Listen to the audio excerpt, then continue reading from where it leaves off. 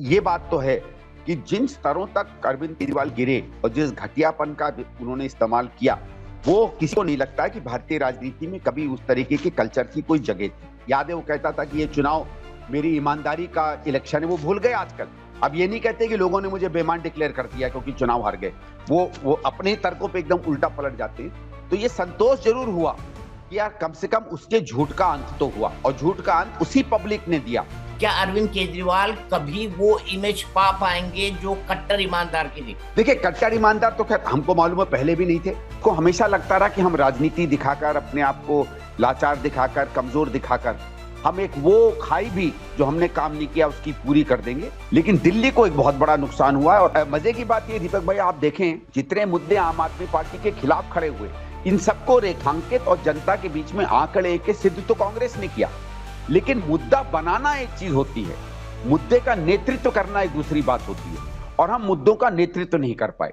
पर मुद्दों का नेतृत्व तो इसलिए नहीं कर पाया ना कि अरविंद केजरीवाल जब जेल गए तो रामलीला मैदान में हर कांग्रेस का बड़ा नेता खड़ा हो गया और कहने लगा कि इनको जेल से बाहर भेजो। ये ठीक है, ये फीलिंग गई, ये मैं आपको बात मानूंगा कि क्योंकि हम रामलीला मैदान में उनके साथ गए, खड़े हुए उनके साथ। बड़ी चर्चा थी कि राहुल गांधी जी वहां पदयात्रा करेंगे, कुछ ऐसा आया कि हाँ राहुल जी पदयात्रा करने के लिए आ रहे हैं 26 जनवरी के आसपास, लेकिन बाद में उनका वो कार्यक्रम बदल गया। 20 तारीख को बल्कि उनको मेरे यहाँ आना था, दुर्भाग्य से उनकी तबीयत बिगड़ गई, कुछ शायद पैर में दिक्कत हो गई थी। जब आपको नई दिल्ली से लड़ने के लिए कहा गया, आपके मन में क्या विचार आया? फर्स्ट थॉट क्या आया आपके मन? थोड़ा बहुत इलाके को जरूर जानता था क्योंकि भाई स्वाभाविक है, आप अपनी माँ की उनकी कॉन्स्टिट्यूंसी में मदद करेंगे। जब मैं आया यहाँ तो स्थिति बिल्कुल पलटी हुई थी, और मुझे तो पहले 5-7 दिन में लग गया था कि ये कम से कम मुख्यमंत्री यहाँ से दोबारा चुनकर नहीं जा रहा है। हमने जो माहौल तैयार किया, ये समझिए कि हमारे कारण जो बारिश हुई, उस बारिश के गिरते पानी को इकट्ठा करने के लिए हमारे पास वो बर्तन ही नहीं था जिसमें पानी गिर सके। या आप जैसे कैंडिडेट या आपकी पार्टी के हाईकमान पर एक्स्ट्रा दबाव था कि भाई कहीं ऐसा ना हो कि अगर हमने अरविंद केजरीवाल से ज्यादा मजबूती से लड़ लिया तो इंडिया गठबंधन बिखर जाएगा? नहीं, देखिए हम पे तो कोई प्रभाव नहीं था, मुझे नहीं लगता है कि कोई लीडरशिप पे भी था। एक सवाल मैं आपसे पूछना चाहता था, वो था, आपको याद है एक शब्द का इस्तेमाल किया था अजय माकन जी ने, देशद्रोही, और वो देशद्रोही क्यों है मैं बताऊंगा। अगले दिन अरविंद केजरीवाल के खिलाफ अजय माकन की उस प्रेस कॉन्फ्रेंस को रोक देना, आम आदमी पार्टी का बाहर निकल के ये कहना कि हम इंडिया गठबंधन से कांग्रेस पार्टी को ही निकलवा देंगे। मुझे लगता है वो प्रेस कॉन्फ्रेंस होनी चाहिए, लेकिन मैं इतना भी जानता हूँ दीपक भाई कि अजय जी गंभीर आदमी है। वो अगर कोई बात कहेंगे तो बिना सबूत के कोई बात नहीं कहेंगे, और इनका अगला रियल टेस्ट होगा पंजाब में। अगर कहीं पंजाब ये हार गए तो इनकी क्या हालत होगी मैं प्रिडिक्ट भी नहीं करना चाहता हूं। नमस्कार दोस्तों, मेरे इस मंच पर आपका स्वागत है। और आपको पता है दिल्ली विधानसभा चुनाव से जुड़े हर उस शख्स से आपको मिलवा रहा हूं जिसने इस चुनाव के अंदर अपने अपने रोल में बेहतर काम किया है। मेरे साथ इस वक्त हैं दिल्ली से 2 बार के पूर्व सांसद, अरविंद केजरीवाल को हराने में मुख्य भूमिका निभाने वाले एक संदीप दीक्षित जी, जिन्होंने नई दिल्ली से चुनाव लड़ा था। संदीप दीक्षित जी की एक परिचय ये भी है कि वो पूर्व मुख्यमंत्री शीला दीक्षित, जो 15 साल दिल्ली के मुख्यमंत्री रही, और दिल्ली में जो आमूलचूल परिवर्तन हुआ उसके लिए शीला दीक्षित, उसका श्रेय शीला जी को दिया जाता है। बाद में 2013 से किस तरह की राजनीति बनी हम सब जानते हैं, और क्या क्या दिल्ली के अंदर हुआ, और आज दिल्ली कहाँ खड़ी हुई है। संदीप जी, सबसे पहले आपसे जानना चाहता हूँ, आपको क्या लगता है आज दिल्ली कहाँ खड़ी हुई है? नमस्कार दीपक भाई। देखिए 10 साल में थोड़ा सा ये दुर्भाग्य रहा है दिल्ली का कि जिस सरकार को मान लीजिए कितना बड़ा आशीर्वाद देकर दिल्ली की जनता ने चुना, उन्होंने राजनीतिक रूप से तो काम किया कि उनकी एक पॉपुलैरिटी रही, लोगों में एक लोकप्रियता रही, चीजों को सस्ते करके दिया। लेकिन जो एक लंबी तरीके से एक शहर को देखना होता है, जहां आपको काम की जरूरत पड़ने से पहले करना पड़ता है। और दीपक भाई, इसको मैं खास इसलिए रेखांकित करना चाहता हूं कि ग्रामीण इलाकों में और इलाकों में समस्या आने के बाद भी आप समाधान कर सकते हैं। दिल्ली में अगर आपने कॉलोनी बसने के पहले सुएज का इंतजाम नहीं किया तो फिर बड़ी मुश्किल से हो पाता है। अगर आपने सड़कें नहीं बनाई और उस पर घर बन गए तो फिर सड़कें नहीं बनती हैं। जहां स्कूल और पार्क के लिए जगह होती है, अगर इंक्रोचमेंट हो गया, झुग्गी आ गई या घर आ गए, तो आगे काम नहीं हो पाता है। इसलिए पहले से देखकर अगर आप निर्माण का काम और मूलभूत संरचनाओं का काम नहीं करते हैं तो शहर का वो इलाका हमेशा के लिए पिछड़ जाता है। और 10 एक साल में जिस तरीके से दिल्ली पिछड़ी है, ये इसलिए ज्यादा दुर्भाग्यपूर्ण है क्योंकि हम किसी भी राजनीतिक एक पहचान के किसी भी तरफ हों, ये तो मानेंगे कि 2013 में एक अच्छे शहर के रूप में दिल्ली सामने आई थी, जिसका हम उदाहरण दे पाते थे, जिसमें रहने में लोगों को लगता था कि नहीं अच्छा है, और जहां के ज्यादा समृद्ध इलाके और वो इलाके भी जहां आर्थिक रूप से बहुत समृद्ध लोग नहीं रहते हैं या पुरानी कॉलोनियों में रहते हैं, वहां भी लोगों को लगा था कि आज सुविधाएं हमारे घर पर हमारे पास आने लगी हैं। वहां जो इस आदमी ने ढील दी आम आदमी पार्टी ने दुर्भाग्य से, और इसको हमेशा लगता रहा कि हम राजनीति दिखाकर अपने आप को लाचार दिखाकर कमजोर दिखाकर हम एक वो खाई भी जो हमने काम नहीं किया उसकी पूरी कर देंगे। वो इसको भले उसको नुकसान हुआ राजनीतिक रूप से, लेकिन दिल्ली को एक बहुत बड़ा नुकसान हुआ है। और आज जो सरकार आई है मैं उसको शुभकामनाएं देता हूं, क्या करेगी क्या नहीं करेगी इसकी जिम्मेवारी है, लेकिन उसके सामने जो चुनौतियां हैं कोई आसान अब चुनौतियां नहीं रह गई हैं। अब मैं आपसे जानना चाहता हूँ नई दिल्ली के चुनाव के बारे में। जब नई दिल्ली से आपने चुनाव लड़ने के लिए भारतीय आपको कांग्रेस पार्टी ने कहा, आपके मन में क्या जी विचार था? क्योंकि ये वही नई दिल्ली सीट है। 2013 में तो हमने सपने में भी नहीं सोचा था कि अरविंद केजरीवाल शीला दीक्षित जी को हरा सकते हैं। कम से कम मेरा जी जी विश्लेषण यही था। जब आपको जी नई दिल्ली से लड़ने के लिए कहा गया, आपके मन में क्या विचार आया? फर्स्ट थॉट क्या आया आपके मन में? देखिए, ऐसा था कि मैं इस इलाके को उस तरीके से मेरा संबंध नहीं था यहाँ, क्योंकि 10 साल दूसरी जगह से सांसद रहा था और टूट गया था। थोड़ा बहुत इलाके को जरूर जानता था, क्योंकि भाई स्वाभाविक है आप अपनी माँ की उनकी कॉन्स्टिट्यूंसी में मदद करेंगे। मुझे ये लगता था कि इस कॉन्स्टिट्यूंसी का जिस तरीके से चरित्र है, अरविंद केजरीवाल यहाँ एक सशक्त कैंडिडेट होंगे। भले और दिल्ली में एंटी इनकम्बेंसी हो, लेकिन क्योंकि और दिल्ली की तरह एनडीएमसी का क्योंकि इलाका है, दिल्ली सरकार का राज यहां नहीं है, इसलिए बहुत ज्यादा एंटी इनकम्बेंसी होनी नहीं चाहिए। जब मैं आया यहां तो स्थिति बिल्कुल पलटी हुई थी और मुझे तो पहले 5-7 दिन में लग गया था कि ये कम से कम मुख्यमंत्री यहां से दोबारा चुनकर नहीं जा रहा है। उससे एक स्वाभाविक एक ऊर्जा मिली। ये भी अच्छा लगा कि चलिए भाई, जो इलाका पुराना था, पुराने कार्यकर्ताओं से हम लोग मिले। और एक दीपक जी, जिस चीज ने सबसे ज्यादा हिट किया, भले हम लोगों को वोट मिला हो नहीं मिला हो, जिस घर में हम गए, जिस गली में हम लोग गए, लोगों ने शीला जी की बात की, या तो उनकी किए हुए काम की, या किसी न किसी परिवार में उनका कहीं किसी ने अस्पताल में एडमिशन कराई थी, बच्चों का एडमिशन हुआ था, पानी की समस्या सुलझा दी गई थी, बिजली का बिल ठीक हो गया था, कहीं झुग्गी जो टूट रही थी वो बची थी। इस तरीके का एक समझ लीजिए, एक एक मानिए ना कि जैसे शीला जी पे अगर कोई उनकी कॉन्स्टिट्यूंसी पे किताब लिखे, तो पूरा कैंपेन उस किताब को पढ़ने का एक अनुभव था, वो अच्छा लगा। बाकी राजनीतिक चुनौती थी, और हम शायद उस चुनौती में इस आदमी के खिलाफ की फीलिंग को तो हम समझ पाए, लेकिन क्योंकि लोगों में दो भावनाएं चल रही थी। एक ये था, क्योंकि जैसे मैंने बार बार कहा, ये बेसिकली एंटी इनकम्बेंसी थी और केजरीवाल को लोग हटाना चाहते थे। तो जो उन्हें हटाना चाहते थे वो ये भरोसा नहीं कर पा रहे थे कि कांग्रेस फिर इनकी गोद में जाके नहीं बैठेगी। जिस जो 2024 का संबंध हुआ, वो हमारे लिए कहीं ना कहीं इस चुनाव में नुकसान किया। दूसरा, बहुत सा ऐसा वोटर जो कांग्रेस का और आम आदमी का कॉमन वोटर है, वो ये भरोसा नहीं कर पा रहा था कि हम बीजेपी को हरा पाएंगे।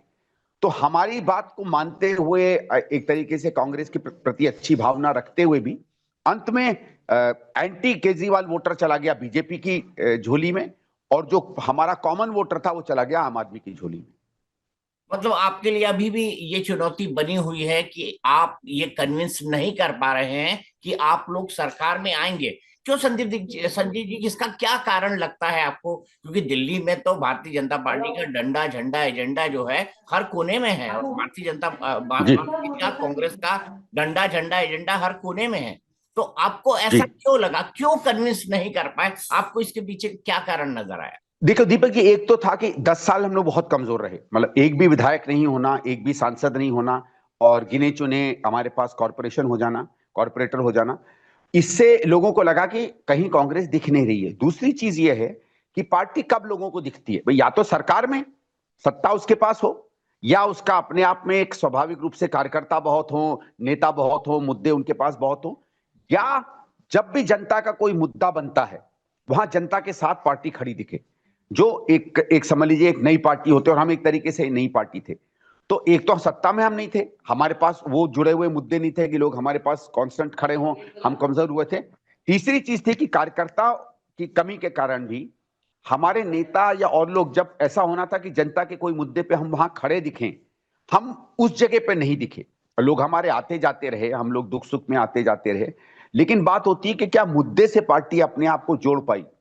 जबकि मजे की बात ये दीपक भाई, आप देखें जितने मुद्दे आम आदमी पार्टी के खिलाफ खड़े हुए, चाहे लिकर का स्कैम हो, चाहे बाकी स्कैम हो, चाहे शीश महल हो, चाहे उन्होंने काम ना किया हो, इन सबको रेखांकित और जनता के बीच में आंकड़े के सिद्ध तो कांग्रेस ने किया। लेकिन मुद्दा बनाना एक चीज होती है, मुद्दे का नेतृत्व करना एक दूसरी बात होती है, और हम मुद्दों का नेतृत्व नहीं कर पाए। हमारी कमजोरी है, हमारे संगठन की कमजोरी है, हम सब की कमजोरी है, लेकिन अब मानना पड़ेगा ये कमजोरी तो है। पर मुद्दों का नेतृत्व तो इसलिए नहीं कर पाया ना कि अरविंद केजरीवाल जब जेल गए तो रामलीला मैदान में हर कांग्रेस का बड़ा नेता खड़ा हो गया और कहने लगा कि इनको जेल से बाहर भेजो। जब आप उनके साथ ही खड़े थे तो फिर आप उनके खिलाफ नेतृत्व कैसे कर सकते हैं? और इस चुनाव में भी ऐसा महसूस हुआ कि अरविंद केजरीवाल इंडिया गठबंधन के बाकी सहयोगी दलों से कांग्रेस पे अनावश्यक दबाव डलवा रहे हैं कि नहीं, आप अरविंद केजरीवाल के लिए मैदान छोड़ दो। ये ठीक है, ये फीलिंग गई, ये मैं आपको बात मानूंगा कि क्योंकि हम रामलीला मैदान में उनके साथ गए, खड़े हुए उनके साथ, तो लोगों को लगा, तो जो लोग बिल्कुल ही केजरीवाल से एक तरीके से नफरत करने लगे थे या बिल्कुल उसको हटाना चाहते थे, उनको भरोसा नहीं था कि कांग्रेस अंततः उनके साथ नहीं खड़ी होगी। क्योंकि दीपक भाई, जो सवाल जैसे आता था कि समझ लीजिए अगर हंग आई तो कांग्रेस किसके साथ जाएगी, तो ये तो सबको था, हम कुछ भी कहें पब्लिक में सबको मालूम था कि हम बीजेपी का समर्थन तो करेंगे नहीं, करेंगे तो आम आदमी का करेंगे। तो वो जोड़ जो लोगों को लगा उससे भी नुकसान हुआ। लेकिन मैं मानता हूं 2024 के गठबंधन से राज्य में दिक्कत हुई, लेकिन एक और बात थी, शायद मई जून से हम लोगों को फील्ड पर उतरकर गंभीरता से अगर तभी से हम एक अपना फ्रंट खोल देते आम आदमी के खिलाफ, और जिस तरीके से हमने पिछले 2 महीने में एक अपना कैंपेन उठाया, अगर वही कैंपेन हम मई जून में उठा लेते पार्लियामेंट चुनाव के बाद, तो शायद हम लोगों के दिल में जगह कर पाते और एक भरोसा दे पाते कि नहीं, हम अपने आप खड़े हैं, अपने साथ खड़े हैं, अपने लिए खड़े हैं, और इन दोनों पार्टियों के खिलाफ खड़े हैं। जी।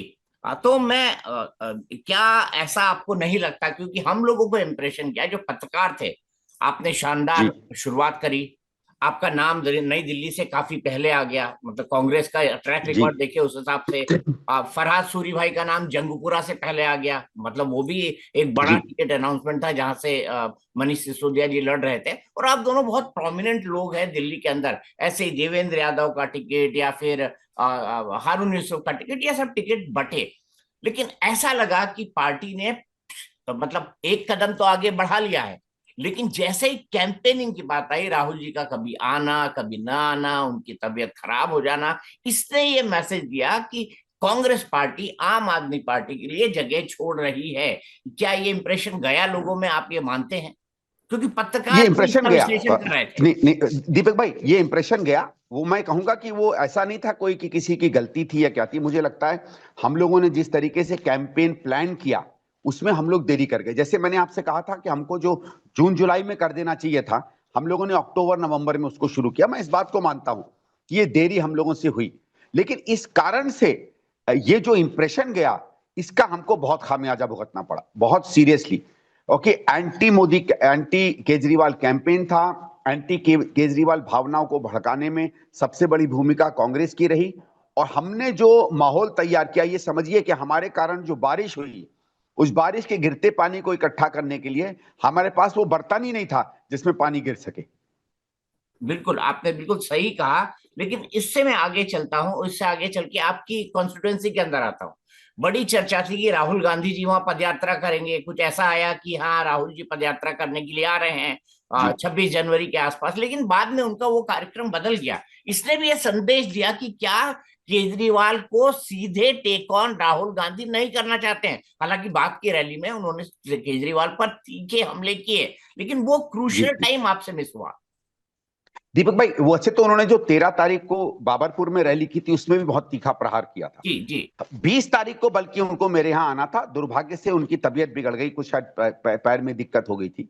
लेकिन यहां मुझे लगता है कि देखिए, ऐसा हो सकता है नेता बीमार होता है, राहुल जी को उसके बाद थोड़ा सा फीवर भी हुआ, पर जो एक सीनियर लीडरशिप, या शायद हम उसको नहीं कर पाए, जो भी कारण है, मैं किसी पे उंगली नहीं उठा रहा हूं क्योंकि मैं भी उसमें शामिल हूं।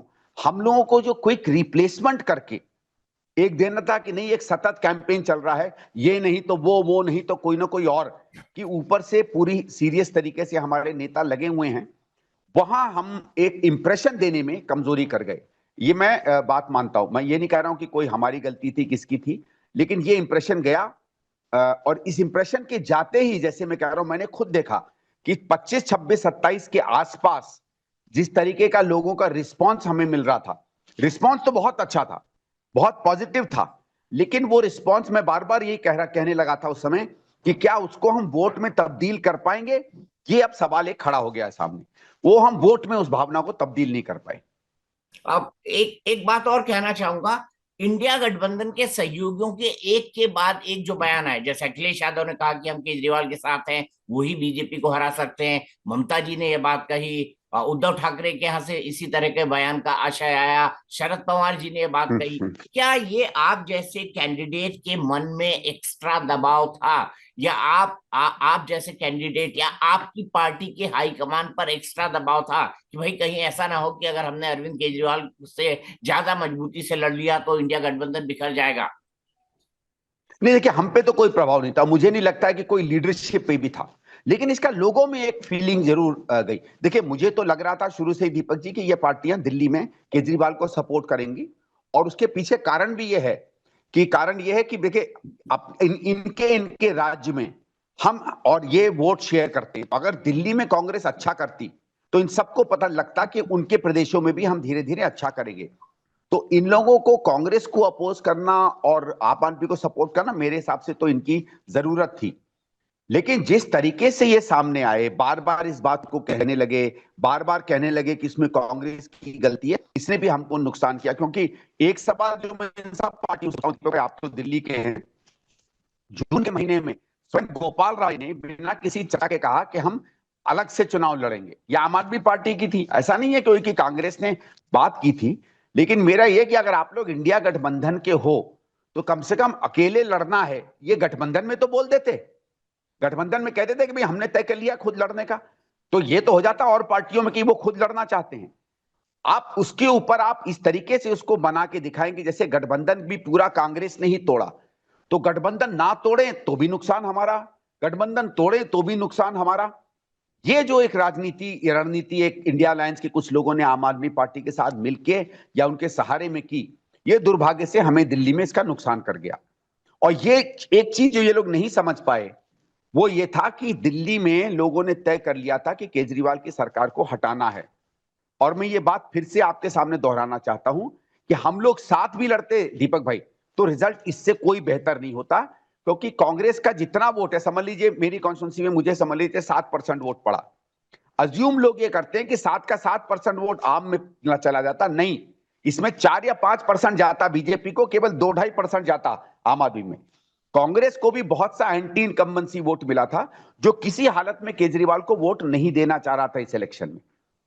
और अगर कांग्रेस नहीं लड़ती तो ये कुछ नहीं था कि जो 15-16 सीटें जिसमें हम मतलब हार का अंतर हमारे पास आया, उसमें इनको कोई सीटें मिलती, हो सकता है बीजेपी की 2-3 सीटें बढ़ ही जाती। और ये इंडिया अलायंस के लोग नहीं समझ पाए कि ये बीजेपी के लिए भी वोट नहीं था, ये अरविंद केजरीवाल को हटाने के लिए एक क्लियर एंटी इनकम्बेंसी वोट था। और अब की बात इतने वो परेशान हो गए थे, जैसे 2019-20 में लोग हटाना चाहते थे लेकिन विकल्प नहीं था। अब की बार उनको लगा विकल्प क्या नहीं विकल्प, हमको इसको हटाना ही है। और वो फायदा बीजेपी को मिला और सारा वोट बीजेपी की झोली में जाके गिरा। मतलब जो लोग इंडिया गठबंधन की ये कह रहे हैं कि कांग्रेस के कारण हार गए, कांग्रेस के कारण हार गए, अरविंद केजरीवाल अगर कांग्रेस के साथ होते तो 36 सीटें वो जीत जाते, भारतीय जनता पार्टी 30 जी के जी जी आसपास जाकर अटक जाती। फिर वो एक कैलकुलेशन जी देते हैं जी कि 12 सीटों पर जो जीत का अंतर था उससे ज्यादा जी कांग्रेस जी कैंडिडेट को मिले। लेकिन मेरा जी मानना है, जो आप ये जी कह रहे नहीं हैं कि राजनीति जो है वो सिंपल अंकगणित नहीं होती, इसमें कहीं ना नहीं कहीं नहीं केमिस्ट्री होती, चलती नहीं। है। और ये केमिस्ट्री पूरी जी तरह से जी अरविंद केजरीवाल के खिलाफ थी। थी और इसीलिए मैं कह रहा हूं हमारा भी बहुत सा वोटर नहीं उसको वोट। दूसरा, 2+2 की गणित 5 चल जाती है, जहां थोड़ी बहुत पहचान की या कोई बड़े मुद्दों की राजनीति में लोग संगठित होते हैं। और वो मुद्दे कभी कभी लोगों के लिए अलग अलग होते हैं। दिल्ली में मुद्दा विकास का और टूटी हुई दिल्ली का था, जो हर नागरिक पर प्रभावी था।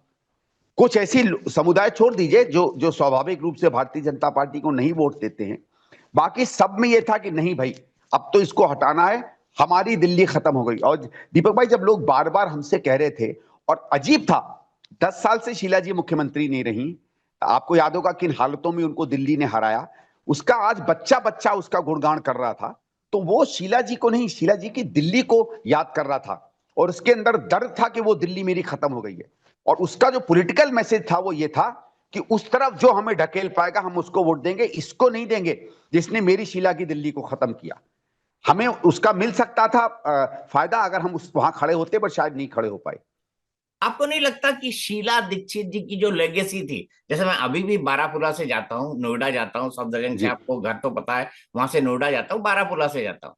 अब शीला जी के टाइम या 2014 या 15 के अंदर जो फ्लाईओवर, जो कनेक्टिंग फ्लाईओवर थे बारापुरा के, जो खत्म हो जाने थे, उनका काम आज तक चल रहा है। उसमें नहीं हुआ। सिर्फ वो नहीं जी हुआ, वो दिखता है। तो नहीं कहीं हुआ। आपको आपको इस बात का दुख नहीं होता कि शीला जी की इतनी बड़ी लेगेसी थी, लेकिन अरविंद केजरीवाल ने जिस तरह की राजनीति खेली, उसके बाद उनकी ही पार्टी ने उनकी इस लेगेसी को नजरअंदाज कर दिया, उनकी इस लेगेसी को ओन अप ही नहीं किया। वरना आप बहुत बेहतर ढंग से लोगों को बता सकते थे हमने क्या दिल्ली दी थी और कितने साल के लिए दिल्ली प्लान करके दी थी।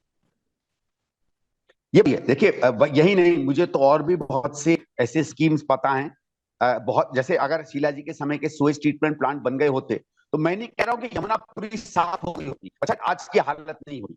हमारे समय में जो एलिवेटेड रोड्स और बननी थी वो बन जाती, जो मेट्रो ही उस समय बना शुरू हो गई थी, 16-17 में बन जानी थी, इन्होंने 23-24 में खत्म की। और 4 और 5 फेजेस थे वो चालू नहीं हो पाए। ऐसे करके बहुत है। बट हम लोग उस बात को शायद गंभीरता से या अपने कैंपेन में या कैंपेन के स्टाइल में हम नहीं उतार पाए, शायद हम लोग समझ नहीं पाए, मैं भी शायद नहीं समझ पाया कि उनकी लिए जो लोगों के अंदर में एक कसक थी, उसको हम अपने साथ जोड़कर अपने वोट में कैसे तब्दील करें। ये दीपक भाई मैं मानता हूं कि हमारी भी, मेरी भी, हम सबकी ये कमजोरी रही कि वो फीलिंग है, लेकिन वो फीलिंग एक एक पास नेता के प्रति सम्मान की फीलिंग है। उसकी पार्टी के लिए आज वो समर्थन की फीलिंग बने, वो रणनीति में हम उस बात को नहीं पकड़ पाए। क्या आपको लगता है अरविंद केजरीवाल या परिस्थितियों के दबाव में एक तरह से शीला दीक्षित को भुला ही दिया गया कांग्रेस पार्टी के द्वारा? नहीं, ये तो मैं नहीं कहूंगा, क्योंकि मुझे मालूम है बहुत से लोग, बहुत से विधायक, बहुत से हमारे लोग बार बार उनका नाम लेते रहे। आप देखिएगा देवेंद्र यादव जी ने कई जगहों पर इस बात को कहा कि नहीं हम शीला जी वाली दिल्ली वापस लाएंगे। कल भी उन्होंने कहा कि आशा करता हूं कि रेखा जी शीला जी की तरह काम करेंगी। तो कांग्रेस से भुलाया नहीं है। पर मैं जैसे कह रहा था, क्या हम ऐसा कोई चीज अपने कैंपेन में कर पाए, और ये हमें करना चाहिए था काफी दिन पहले से। कई थे, छोटी छोटी चीजें थी जिसके बारे में हम सोच रहे थे। पर एक और चीज होती है दीपक भाई, जब पार्टी कमजोर होती है तो शायद अपने सबसे महत्वपूर्ण और सबसे ताकतवर कड़ी को भी शायद उस तरीके से नहीं पकड़ पाती। भाई अगर हमें लटकना है, हमको जंजीर मिली हुई है, लेकिन अगर हमारे हाथ ही कमजोर हैं तो वो जंजीर भी हमारे हाथ से फिसल जाती है। तो शायद हमारी अपनी कमजोरी के कारण हम अपने सबसे ताकतवर कड़ी को भी पकड़ के ऊपर नहीं चढ़ पाए। अब आप सतीश भाई, दिल्ली में भारतीय जनता कांग्रेस की राजनीति तो अपनी है, लेकिन आप तो दो दो बार के सांसद रहे हैं। ऑल इंडिया लेवल पर आप इंडिया गठबंधन का क्या भविष्य देखते हैं? फिर मैं उसके बाद आऊंगा कांग्रेस के लिए आगे का रास्ता क्या है।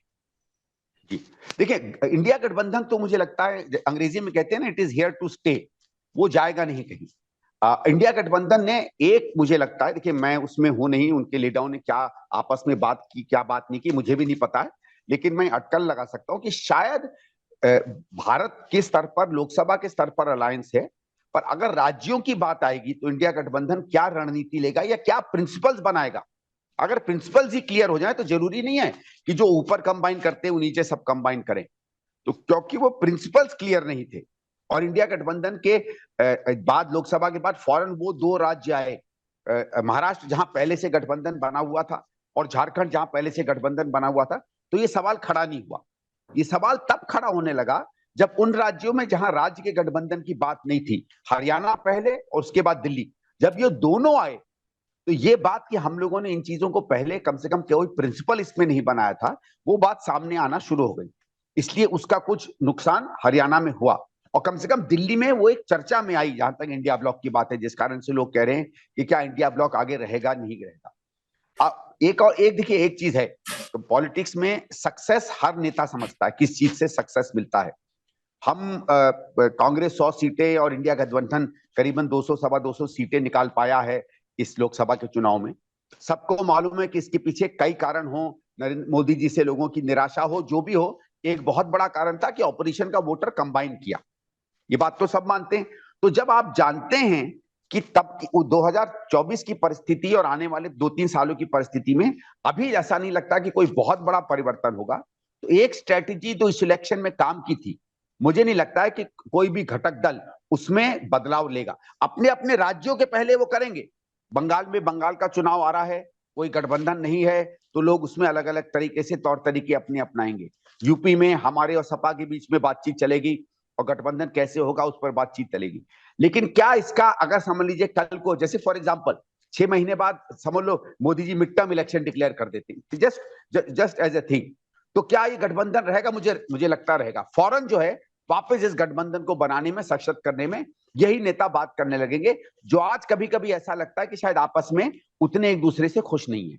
क्योंकि हमने शीला जी की बात की, तो मैं अब जानना चाहता हूँ, जी जैसे मैंने अरविंद केजरीवाल के उस, आपको याद होगा मैंने पूरा अन्ना आंदोलन कवर किया, उनकी जी जब पार्टी बनी वो भी कवर किया, उनकी वो यस तीखी प्रेस कॉन्फ्रेंसेस भी मैंने देखी और कई बार एंकर की, जिसमें वो किसी पर कुछ भी आरोप लगा देते थे और बाद में उनमें से कईयों से उन्होंने माफी मांग ली। वो शीला जी के खिलाफ इतना एग्रेसिव प्रचार करते थे, मेरे पास एक सूटकेस है, सूटकेस में उनके खिलाफ सबूत हैं, आऊंगा तो मैं जेल में सबूत है। भेजूंगा। एक ट्वीट उन्होंने लिखा था जो मुझे व्यक्तिगत तौर पे बिल्कुल पसंद नहीं आया था। वो एक ट्वीट था कि शीला जी इतने बड़े घर में रहती हैं और उनके बाथरूम में एसी लगा है, घर के अंदर 13-13 एसी हैं, और उन्होंने एक शब्द का जी जी इस्तेमाल जी किया था शीला जी के लिए, अय्याश। तो कभी आपको जी ऐसा लगा कि जो उन्होंने अपमान किया उसी गति में जो है अब खुद अरविंद केजरीवाल पहुंच गए, लगभग वही आरोप उन पर लगे? देखिए, उस समय तो बहुत बुरा लगा था, क्योंकि आप भी शीला जी के घर गए, किसी बाथरूम में एसी नहीं था। इतना बड़ा सीएम का घर था, मुझे लगता है बड़ा सामान्य घर था जैसे किसी और का होगा।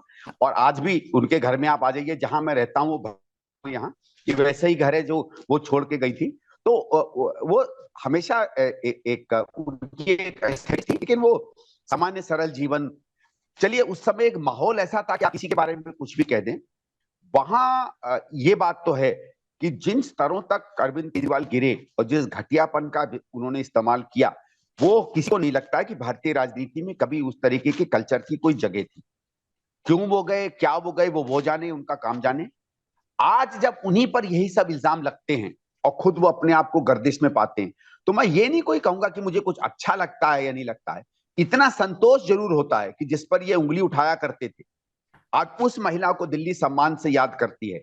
और जो व्यक्ति उनके खिलाफ तमाम इल्जाम लगाकर अपने आप को इतना बड़ा ईमानदारी का मसीहा कहता था, याद है वो कहता था कि ये चुनाव मेरी ईमानदारी का इलेक्शन है, वो भूल गए आजकल। अब ये नहीं कहते कि लोगों ने मुझे बेईमान डिक्लेयर कर दिया क्योंकि चुनाव हार गए। वो अपने ही तर्कों पे एकदम उल्टा पलट जाते हैं।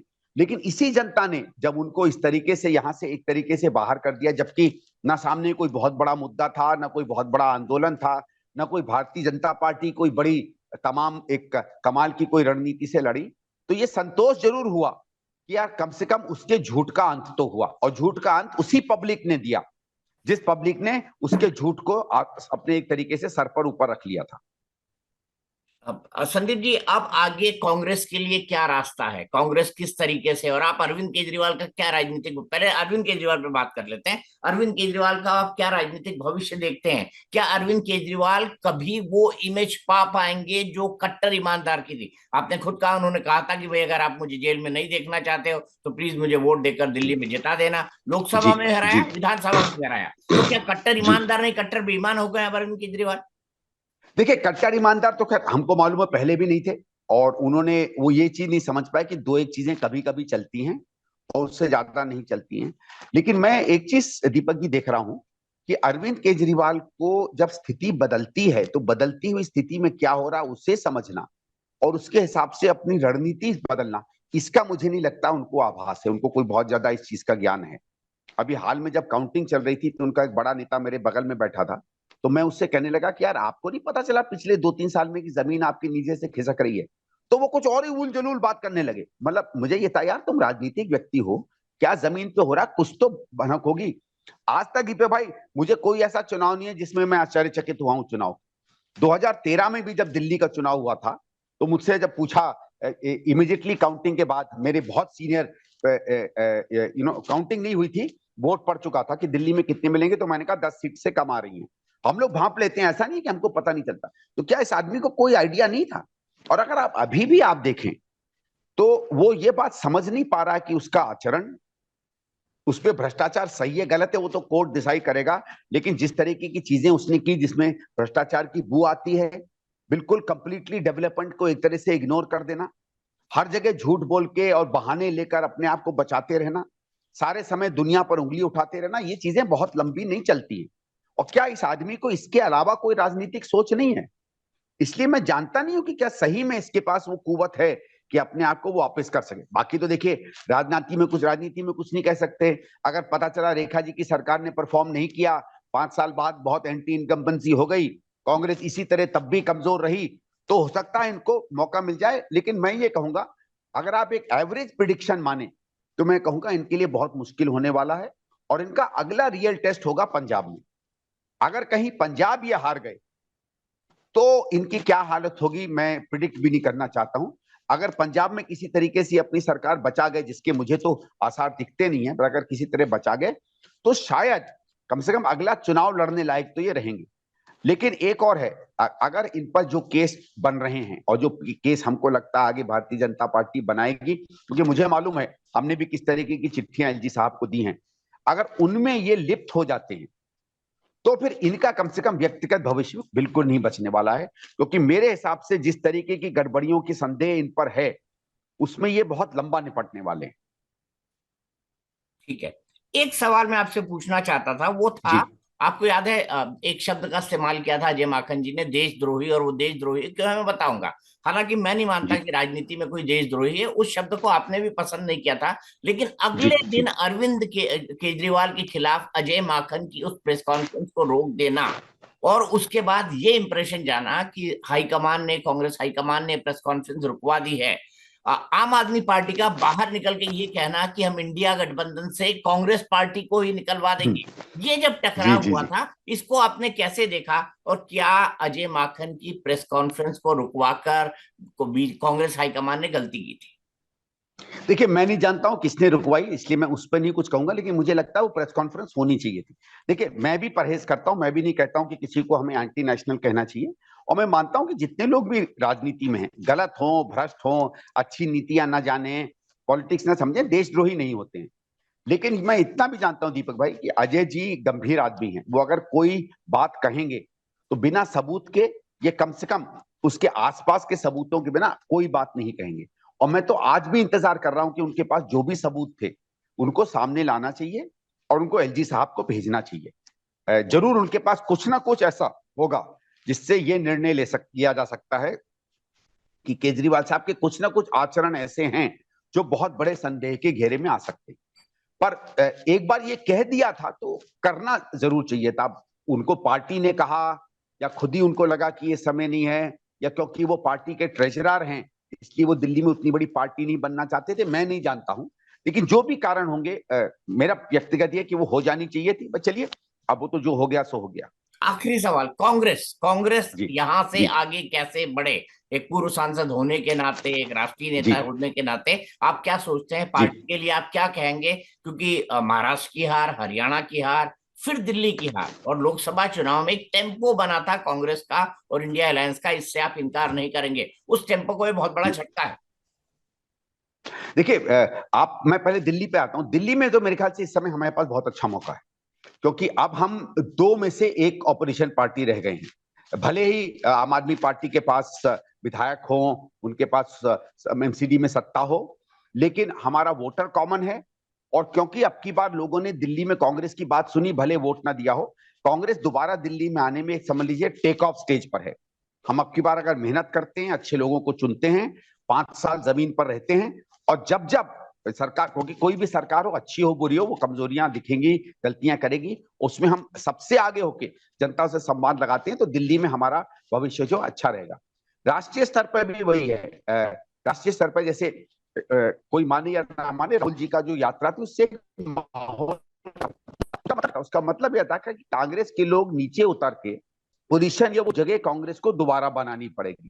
अब की बार स्वाभाविक है हम दोबारा से उस तरह की यात्राएं नहीं कर सकते नई तरीके से, पर मैं आग्रह करूंगा, मैं आशा करूंगा, मुझे लगता है कि बात है और जो भी पार्टी में है, हमारे पास 3-3.5 साल का समय है। आखिरी साल तो पूरा राजनीति में जाता है। अगर हम अभी से करें जो दिल्ली में हम आखिरी 2 महीने में या पिछले 1 साल में राष्ट्रीय स्तर पर किया था, प्लान तरीके से, आप 5 साल तो एक रात्रि का रास्ता है का करें उसको, तो मुझे लगता है 2030 का जब चुनाव आएगा, 29 का, आते आते स्थिति जो है बहुत कुछ विपक्ष के हाथ में आ सकती है। ठीक है, बहुत बहुत शुक्रिया संदीप भाई, बहुत बहुत शुक्रिया। जल्द आपसे मिलूंगा। आपने बहुत मेहनत की चुनाव के अंदर, एक सच्चे सिपाही के तौर पर आप नई दिल्ली का चुनाव लड़े। मैंने आपको लगातार फॉलो किया, बहुत देखा और जी, बहुत अच्छा लगा। आप एक बार फिर से जो है चुनावी रण के अंदर कूद गए हैं, दिल्ली की गलियों में उतर गए हैं। उम्मीद करता हूं कि आपसे जल्द मिलने का और जल्द संवाद करने का मौका मिलेगा। आपका बहुत बहुत शुक्रिया। थैंक यू, नमस्कार।